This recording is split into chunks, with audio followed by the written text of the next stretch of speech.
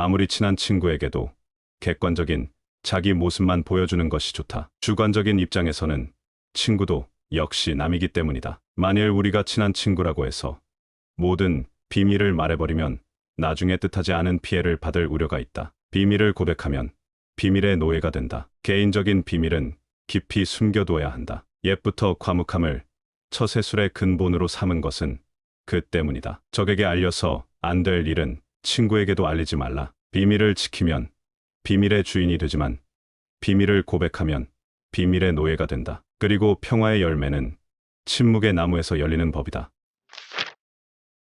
어떤 이유로든 한 번 절교한 친구와 화해하는 것은 잘못이다. 그 친구는 훗날 똑같은 상황에서 똑같은 본능을 되풀이하기 때문이다. 그때 가서 그럴 줄 몰랐다고 말하거나 배신자라고 비난해도 소용없다. 인간은 자신의 고유한 본성을 결코 잊지 못하는 법이다. 인간의 행동은 이처럼 내재적인 본능의 지배를 받는 것이므로 똑같은 상황에서 똑같은 행동을 되풀이한다. 따라서 절교한 친구하고는 화해하지 말라. 인간이 태어날 때 갖고 나온 고유한 성격과 개성은 절대로 바뀌지 않는다. 3살 버릇이 여든까지 가는 것이 아니라 태어날 때의 성격을 무덤까지 갖고 가는 것이다. 한 번 잘못을 저질러 해고한 하인을 불러들이는 것도 잘못이다. 사람은 이해관계가 바뀌면 태도가 달라진다. 그리고 그를 받아들이는 경우에는 그와 헤어졌던 이유와 함께 받아들인다는 것을 명심해야 한다. 한 사람의 천성은 결코 쉽게 변하지 않는다. 지나치게 관대하고 다정하면 상대방은 무례해진다. 우리는 가능한 한 질투라는 본능을 우리 인격에서 잡초처럼 뿌리 뽑아야 한다. 질투는 인간의 자연스러운 본능 가운데 하나지만 부도덕과 불행의 가시를 품고 있다. 그래서 옛부터 질투는 우리들의 행복을 가로막는 쪽이자 죄악으로 간주되어 왔다. 자신의 소유에 만족하고 이를 즐기려면 남들과 비교하지 말라. 자기보다 더 잘 살고 더 많이 가진 자를 부러워하고 배 아파하는 사람은 결코 행복할 수 없다. 행복하려면 자기보다 못한 자가 얼마나 많은가를 생각하라. 우리는 항상 위보다 아래를 보고 살아야 하며 자기보다 행복하다고 여기는 사람이 보기에만 그런 것인지 아니면 실제로는 불행을 감추고 사는지도 의심해야 한다. 사람이 자신을 위로하는 가장 빠른 방법은 자기보다 불행한 사람을 보는 것이다. 단조롭고 단순함이 행복에 이르는 길이다. 사람을 많이 만날수록, 친구가 많을수록, 좋아하는 사람이 많을수록 소망과 욕구의 접촉 범위가 커지면서 불행을 자처할 수 있는 기회와 환경이 커진다. 행복해지기 위해서는 의지와 마음의 동요를 적게 해야 한다. 괴로움은 적극적인 마음에서 비롯되고 행복은 소극적인 마음에서 나온다. 마음의 안정과 고요와 평온함은 야망과 부산스럽고 시끄럽고 바쁜 것으로부터 오는 불행보다 훨씬 낫다. 우리는 성취 뒤에 오는 절망과 허물을 이미 알고 있기 때문에 이런 전제가 가능한 것이다. 작가나 화가나 음악가들의 예술 작품을 창작하면서 행복을 묘사할 때 전원적, 목가적, 자연 풍경과 고요함과 아름다움을 그리는 것을 보아도 인간의 행복이 어디서 오는 것인지 잘 알 수 있다. 그들은 행복을 묘사할 때 늘 한적한 시골과 자연 풍경과 외로움과 고요함을 찬미하고 있지 않은가. 예술가들은 단조로움과 단순함이 행복의 기본적인 조건이라는 것을 잘 알고 있다. 단순하고 단조로운 삶 그것만이 행복을 누리는 길이다. 결국 인간의 행복과 불행은 마음 먹기에 달렸지만 단순하고 단조로움을 견딜 수 있는 사람은 지적인 생활을 감당할 수 있는 정신적 소양을 갖추어야 한다. 그래야만 권태라는 그늘에서 벗어날 수 있다.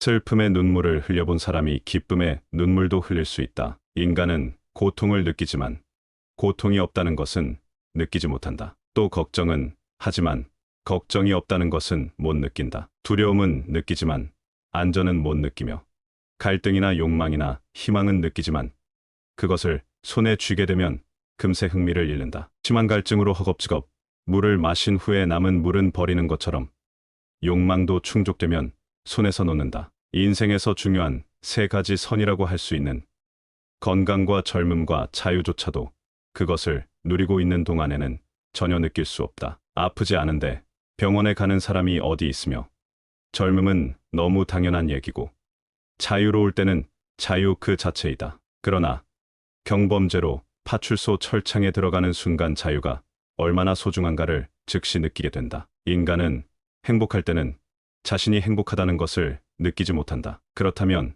내게 현재의 행복이란 없고 행복은 과거의 기억으로만 존재한다는 얘기다. 향락과 쾌락에 대한 실감도 그것이 강할수록 감퇴되며 습관이 되면 없는 것과 똑같아진다. 그러다가 쾌락의 습관조차 끝나면 괴로움만 남게 된다. 권태는 시간을 느리게 만들고 쾌락은 시간 관념조차 없애버린다. 그렇다면 우리는 이런 결론에 도달할 수가 있다. 물이 나를 살리고 있다는 것을 깨닫기 위해서는 극단의 갈증이 필요한 것처럼 고통스러운 병은 건강의 중요성을 깨닫게 해주고 늙었다는 것은 젊음의 소중함을 일깨워주고 극단의 구속은 자유의 소중함을 알려준다는 것이다. 그렇다면 우리가 지금까지 그토록 싫어하고 피해왔던 불행들이란 행복을 느끼기 위해 반드시 필요한 필수 조건이라는 것이다. 죽음 직전에 살아나야만 삶의 기쁨을 가장 크게 맛볼 수 있다면 우리는 모든 불행과 고통을 어찌 마다할 수가 있겠는가?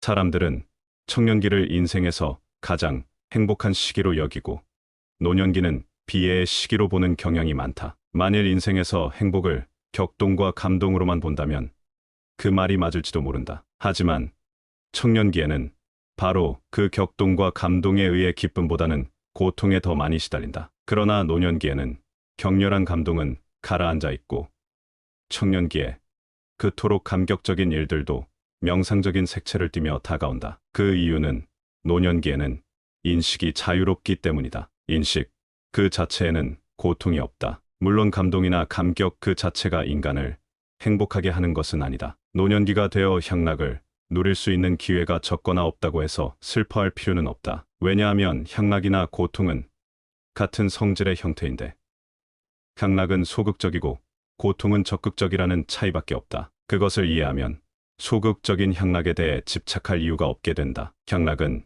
욕망을 달래는 도구에 불과한 것이다. 모든 향락은 욕망을 달래는 데 불과한 것이어서 욕망의 소멸과 함께 향락도 사라진다. 그것은 마치 식사 후에는 식욕이 없어지는 것이나 깊은 잠에서 깨어나면 더 이상 졸음이 오지 않는 이치와 같아서 향락의 기회가 없다고 해서 탄식할 이유는 없는 것이다. 행복은 주어진 환경 그 자체보다는 세상을 인식하는 개인의 기질에 좌우된다. 모든 사람은 자신과 닮은 것을 좋아한다. 비슷한 영혼은 멀리서도 알아보고 인사를 나눈다. 아무리 좋은 돌도 연약한 팔로 던지면 멀리 못 가듯 위대한 걸작도 우둔한 사람을 만나면 빛을 잃는다. 지나치게 가벼운 배는 뒤집어지기 쉽듯이 삶에도 고통이나 근심이 없다면 방종에 빠지고 만다. 교만의 그늘이 무수한 장점을 가려버리는 일은 흔하다. 소중한 깨달음도 기록해 두지 않으면 소멸하고 만다. 일기는 경험과 지혜를 축적하는 매우 훌륭한 수단이다. 지나치게 몸이나 정신을 혹사시키는 것은 수명을 줄일 뿐 아니라 신체적인 활력도 앗아간다. 예의는 지혜에 속하고 무례는 무지에 속한다. 흘러가는 시간은 권태에 사로잡힌 자들을 벌한다. 정신이 빈약한 사람들이 재물로 남을 앞서려고 한다. 지혜로운 사람은 생각과 말 사이에 간격을 유지한다. 사람은 혼자 있을 때만 진정한 자신이 될 수 있다. 혼자 있기를 좋아하고 스스로 외로움을 즐기는 자는 뛰어난 정신을 가진 사람이다. 이들은 고독으로부터 두 가지 장점을 취한다. 하나는 타인과 함께하지 않는다는 장점이고 또 다른 하나는 자기 자신과 함께한다는 이 점이다. 고독한 사람은 인간관계에 연연하며 중요하지 않은 것에 정신과 마음을 빼앗기지 않는다. 여기에 그들의 고독이 존재하고 이것은 그들의 강점이 된다. 혼자 사색하는 사람의 사상과 계획은 다른 사람들에게 잘 이해받지 못한다. 천재만이 천재를 알아보듯 진정으로 홀로 자유로운 자만이 깊게 사색하는 일을 알아볼 수 있다. 타인과의 관계에 연연하여 시간을 낭비하지 않고 모아둔 정신적 에너지를 내면의 목소리를 듣는 데 쏟는다. 고독을 벗삼는 사람들은 높은 이상을 가진 사람들이다. 그들은 땅 위에서 이상을 실험해 보려고 힘쓴다. 그러나 현실은 그 이상과 거리가 멀다. 높은 이상의 별은 가슴 속에 그리면서 살아가는 그들은 외로울 수밖에 없다. 인간은 마침내 혼자가 됨을 통해 자기 자신을 알게 된다. 인간이 고독의 소중함을 모른다면 자유의 소중함도 알지 못할 것이다. 왜냐하면 인간은 오직 혼자일 때만이 진정한 자유를 느낄 수 있기 때문이다. 사람은 오로지 자기 자신과 있을 때 가장 조화로운 상태에 이를 수 있다. 홀로 있을 때 비로소 진정한 마음의 평화와 안정에 이를 수 있다. 지혜로운 사람은 자신에게 주어진 인생을 자신의 고독 속에서 즐긴다. 하지만 어리석은 사람은 고독함이 주는 무료함을 두려워한다. 그래서 매번 저급한 즐거움으로 잠깐의 쾌감에 취하려 한다. 이 가볍고 참을 수 없는 욕구로 인해 온갖 문제에 휘말리게 되고 그 어두운 소용돌이로 빠져들게 되는 것이다. 사람의 일생이란 고통과 무료함 사이를 오가는 시계추와 같다. 이 두 개의 균형이 맞지 않으면 나 자신을 잃고 흔들리거나 호련히 혼자 사색할 수 있는 보물과도 같은 시간을 낭비하게 된다. 인간은 원래 외로운 존재지만 모든 뛰어난 인물들은 유난히 더 외롭다. 고독은 그들의 운명이다. 아무리 친한 친구에게도 객관적인 자기 모습만 보여주는 것이 좋다. 주관적인 입장에서는 친구도 역시 남이기 때문이다. 만일 우리가 친한 친구라고 해서 모든 비밀을 말해버리면 나중에 뜻하지 않은 피해를 받을 우려가 있다. 비밀을 고백하면 비밀의 노예가 된다. 개인적인 비밀은 깊이 숨겨둬야 한다. 옛부터 과묵함을 처세술의 근본으로 삼은 것은 그 때문이다. 적에게 알려서 안 될 일은 친구에게도 알리지 말라. 비밀을 지키면 비밀의 주인이 되지만 비밀을 고백하면 비밀의 노예가 된다. 그리고 평화의 열매는 침묵의 나무에서 열리는 법이다. 어떤 이유로든 한 번 절교한 친구와 화해하는 것은 잘못이다. 그 친구는 훗날 똑같은 상황에서 똑같은 본능을 되풀이하기 때문이다. 그때 가서 그럴 줄 몰랐다고 말하거나 배신자라고 비난해도 소용없다. 인간은 자신의 고유한 본성을 결코 잊지 못하는 법이다. 인간의 행동은 이처럼 내재적인 본능의 지배를 받는 것이므로 똑같은 상황에서 똑같은 행동을 되풀이한다. 따라서 절교한 친구하고는 화해하지 말라. 인간이 태어날 때 갖고 나온 고유한 성격과 개성은 절대로 바뀌지 않는다. 3살 버릇이 80까지 가는 것이 아니라 태어날 때의 성격을 무덤까지 갖고 가는 것이다. 한 번 잘못을 저질러 해고한 하인을 불러들이는 것도 잘못이다. 사람은 이해관계가 바뀌면 태도가 달라진다. 그리고 그를 받아들이는 경우에는 그와 헤어졌던 이유와 함께 받아들인다는 것을 명심해야 한다. 한 사람의 천성은 결코 쉽게 변하지 않는다. 지나치게 관대하고 다정하면 상대방은 무례해진다. 우리는 가능한 한 질투라는 본능을 우리 인격에서 잡초처럼 뿌리 뽑아야 한다. 질투는 인간의 자연스러운 본능 가운데 하나지만 부도덕과 불행의 가시를 품고 있다. 그래서 옛부터 질투는 우리들의 행복을 가로막는 쪽이자 죄악으로 간주되어 왔다. 자신의 소유에 만족하고 이를 즐기려면 남들과 비교하지 말라. 자기보다 더 잘 살고 더 많이 가진 자를 부러워하고 배 아파하는 사람은 결코 행복할 수 없다. 행복하려면 자기보다 못한 자가 얼마나 많은가를 생각하라. 우리는 항상 위보다 아래를 보고 살아야 하며 자기보다 행복하다고 여기는 사람이 보기에만 그런 것인지 아니면 실제로는 불행을 감추고 사는지도 의심해야 한다. 사람이 자신을 위로하는 가장 빠른 방법은 자기보다 불행한 사람을 보는 것이다. 단조롭고 단순함이 행복에 이르는 길이다. 사람을 많이 만날수록, 친구가 많을수록, 좋아하는 사람이 많을수록 소망과 욕구의 접촉 범위가 커지면서 불행을 자처할 수 있는 기회와 환경이 커진다. 행복해지기 위해서는 의지와 마음의 동요를 적게 해야 한다. 괴로움은 적극적인 마음에서 비롯되고 행복은 소극적인 마음에서 나온다. 마음의 안정과 고요와 평온함은 야망과 부산스럽고 시끄럽고 바쁜 것으로부터 오는 불행보다 훨씬 낫다. 우리는 성취 뒤에 오는 절망과 허물을 이미 알고 있기 때문에 이런 전제가 가능한 것이다. 작가나 화가나 음악가들의 예술 작품을 창작하면서 행복을 묘사할 때 전원적, 목가적, 자연 풍경과 고요함과 아름다움을 그리는 것을 보아도 인간의 행복이 어디서 오는 것인지 잘 알 수 있다. 그들은 행복을 묘사할 때 늘 한적한 시골과 자연 풍경과 외로움과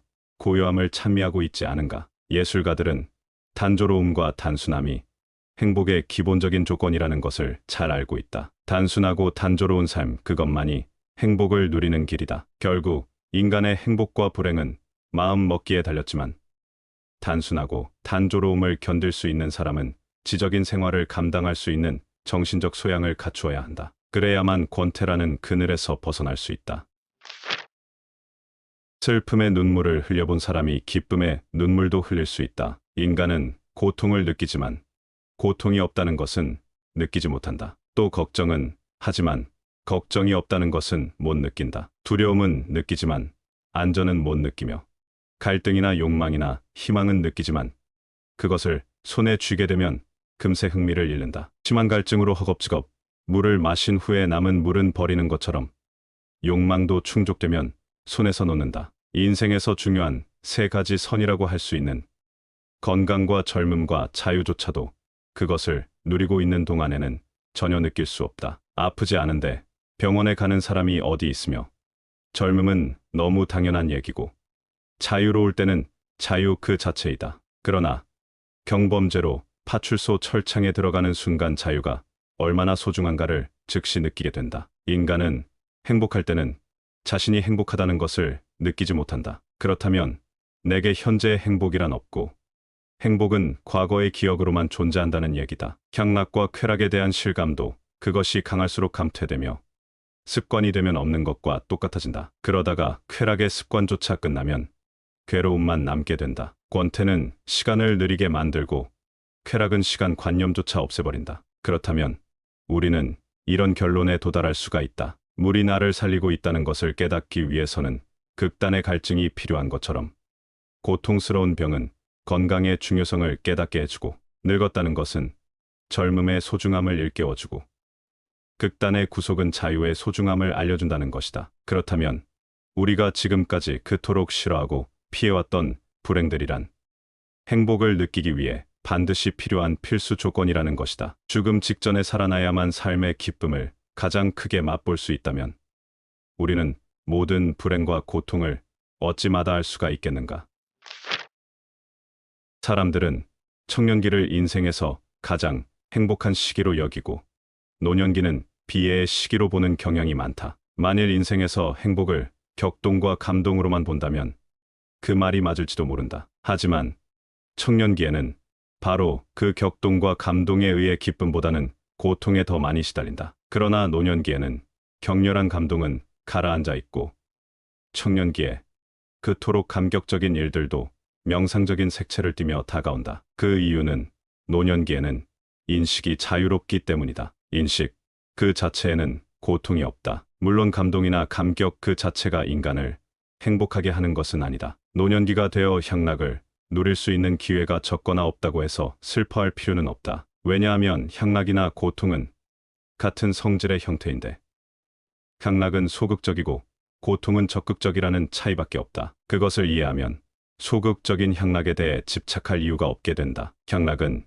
욕망을 달래는 도구에 불과한 것이다. 모든 향락은 욕망을 달래는 데 불과한 것이어서 욕망의 소멸과 함께 향락도 사라진다. 그것은 마치 식사 후에는 식욕이 없어지는 것이나 깊은 잠에서 깨어나면 더 이상 졸음이 오지 않는 이치와 같아서 향락의 기회가 없다고 해서 탄식할 이유는 없는 것이다.